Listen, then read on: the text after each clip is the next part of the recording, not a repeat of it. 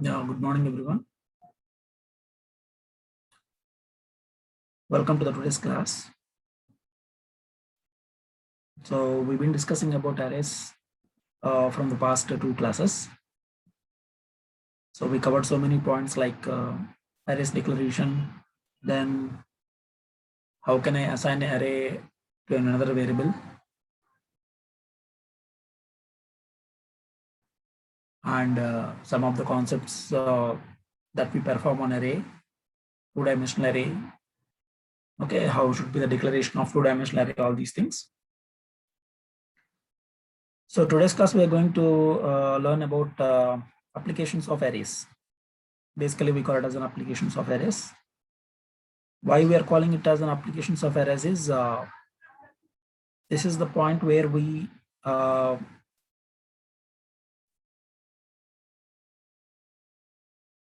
exactly know what is the importance of an array and how the arrays works.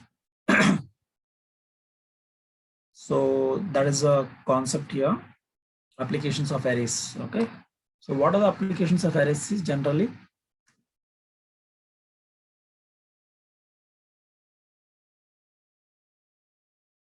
See, arrays mostly used in sorting, searching.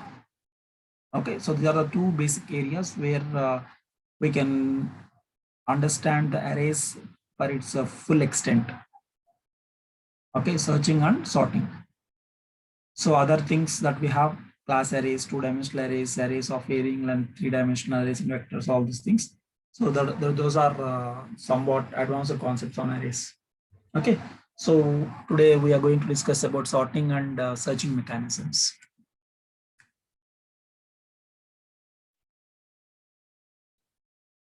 See, basically sorting is nothing but arranging the values in a particular order. Okay, that is what we know about searching. So sorting of arrays is often needed in many applications of arrays. For example, in the preparation of examination results, you may require to arrange the entries in order of grades acquired by the students or in alphabetical order in a dictionary style. So there are so many places where arrays can be used. It's not like one area where these can be used because we've been dealing with so many data values. So always data values can be stored in different areas. Okay, so these data values are stored at some applications, and we try to work out on those values basing on the programming whatever we require. We'll get the result. Okay, so it's not in one area where arrays can be used. So wherever a bulk of data of similar data types are required, we use arrays concept. Okay, so sorting is a thing that arranging the order, that means values in a particular order, either ascending or descending. Okay, so there are several methods for performing sorting.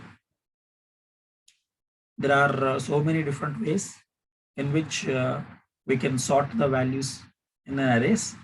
So the some of the examples are bubble sort, selection sort, insertion sort, and quick sort. So these are all the some of the examples we have. Okay, so we'll try to learn about each and every concept: bubble sort, selection sort, insertion sort, and quick sort. One thing I want to memorize here, that all these sorting mechanisms you already learned in DS, data structures subject, which is there in your previous semester. Okay, but in Java, the same logic we can implement in Java also. So that we try to understand in this session. Okay, so sorting is that one. Searching means if you want to search a particular value in an array or in a bunch of values, so that is called sorting. Sorry, searching. Searching for a required number, searching for a particular value. Okay, in a bunch of values. So at that time also you need to have arrays concept. Right. So searching and sorting, these are the two prime areas where we perform this, uh, where we try to implement this arrays concept. Okay. So quickly we move on to bubble sort. We'll try to learn about bubble sort. Okay. So bubble sort, the, there is a diagram in front of you. Okay.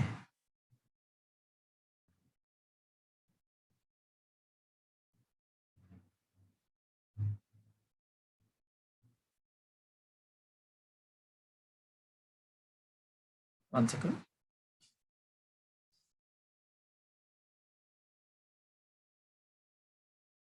Right. So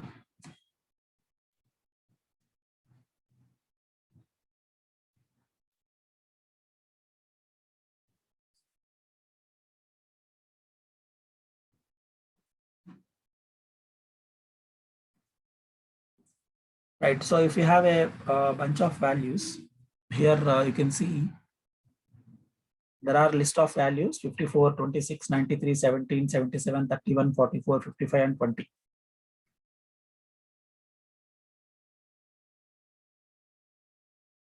So what is the main logic in bubble sort is, we'll try to compare adjacent values. Okay, adjacent values, and we perform this operation with number of passes. Suppose for the first pass, I'll try to compare 54 and 26. Among 54 and 26, the smallest value should be first and then largest value. If it is like that, then we'll not do anything. If it is not like that, we'll try to exchange the values. See, in this example, 54 and 26 is there. So 54 is biggest value and 26 is smallest value. But the order should be smallest value and then followed by the biggest value. So what we do is here, we'll try to interchange.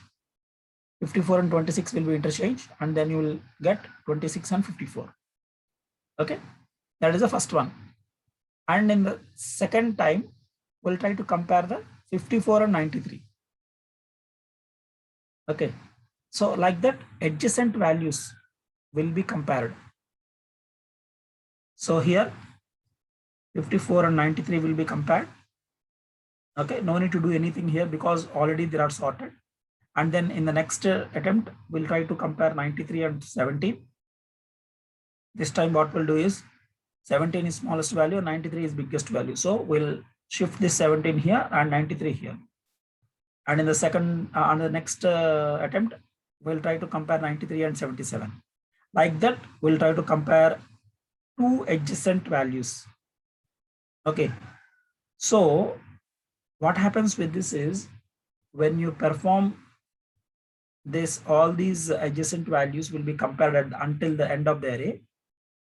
You will find out the smallest value will be placed at the first location. So the smallest value will be automatically placed in the first location. Okay. So see here in this array, the smallest value is 26. So sorry. Okay. So by comparing two adjacent values for each and every pass, finally you will get this array. Okay. Now in the second pass, so this is the first pass.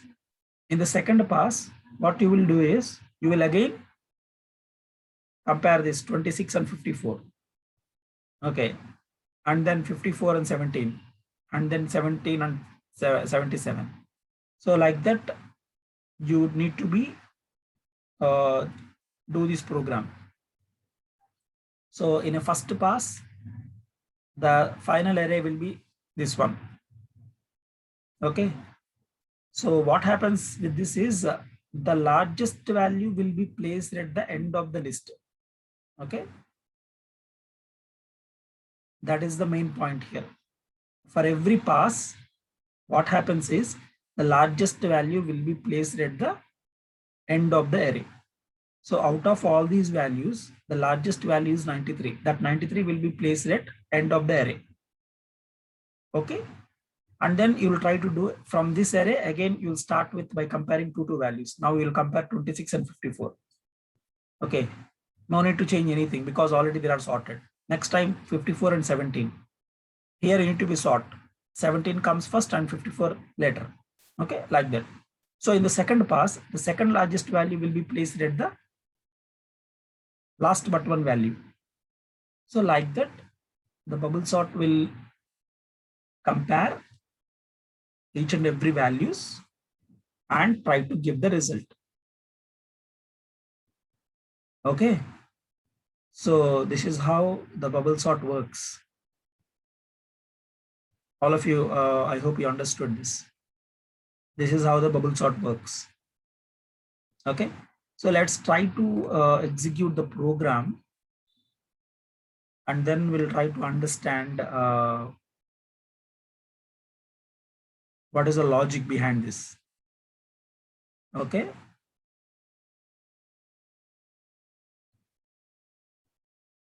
So for that, just give me a couple of minutes of time. I'll try to copy that code. Already I have done that. So I'll just copy that code.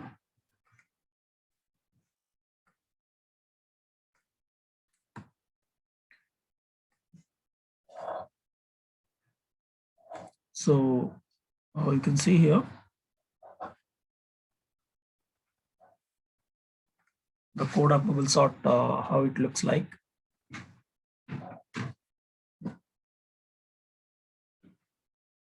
Okay, so we'll start with declaring a class bubble sort, and then I am writing a function bubble sort in that, so which accepts an array. Okay, and then finding out the length of the array, which is arr.length, and I'm storing that in a variable n. Then I'm taking a temporary variable which is initialized to 0. So what is the main logic is I need to compare the values. Okay, so as you can see here, what I need to do is I need to compare the values. The first two values will be compared, and then next two values, and then next two values, and then next two values, like that you need to compare. So this is for first one pass. So when you do this, what you will find out is the largest value will be stored at the last of the array. Okay, so the largest value will be storing at the very last of the array. So that is what the main logic is. So for that, okay, for that I need to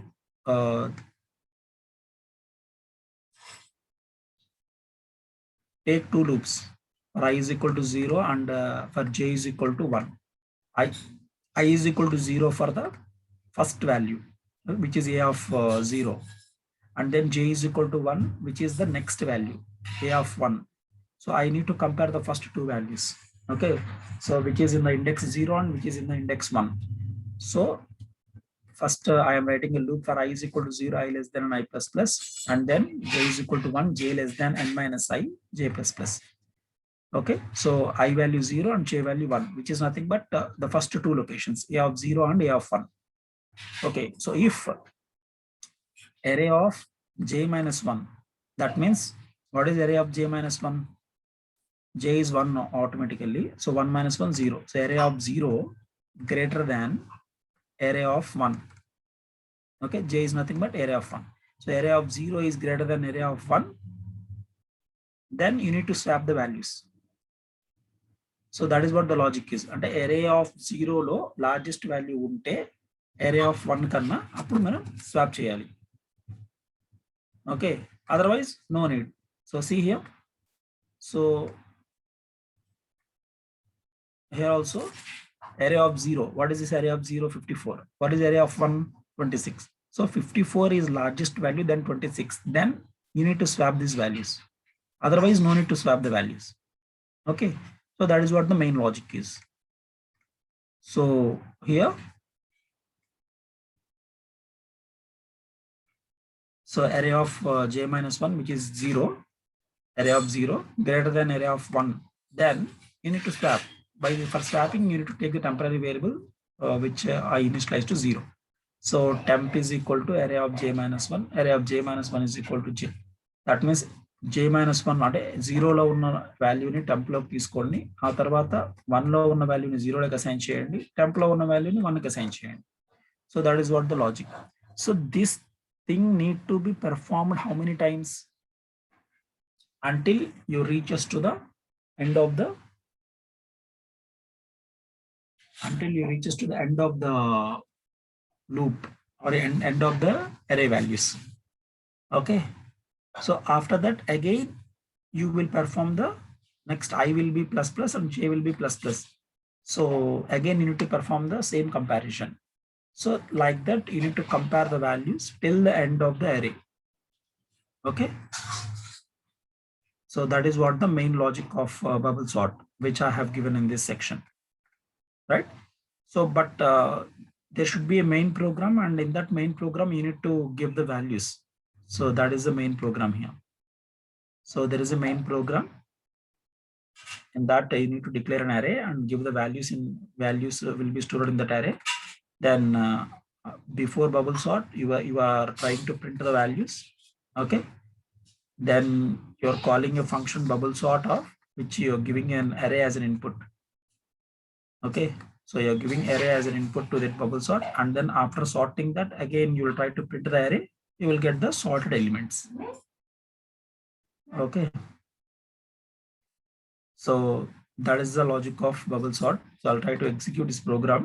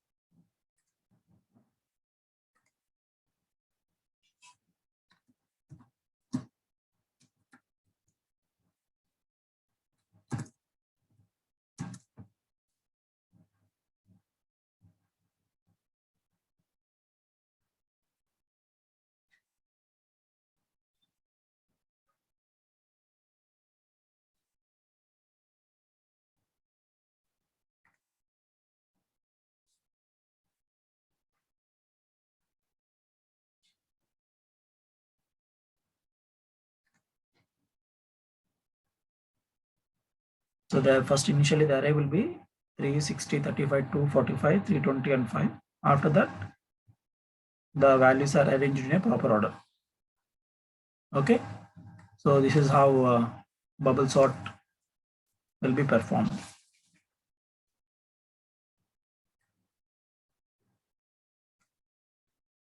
Okay, so one thing you need to remember is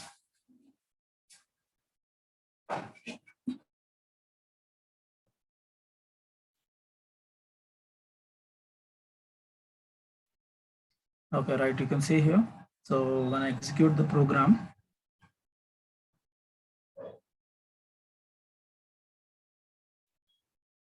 okay, so the first initially the array will be 3, 60, 35, 245, 320 and 5. After that, the values are arranged in a proper order. Okay, so this is how bubble sort will be performed.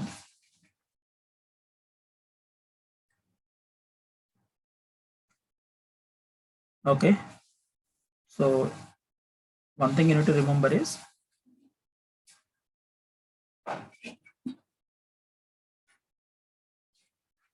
for every comparison, first time it will compare the first two values and then next two values and then next two values and then next two, like that. For the first pass, you will get the largest value will be stored at the last of the array. Okay, then again the same thing will be repeated with the next stage. Okay, like that you need to perform the bubble sort, right? So this class will try to learn only the bubble sort. The remaining sorting techniques we'll learn in the next class.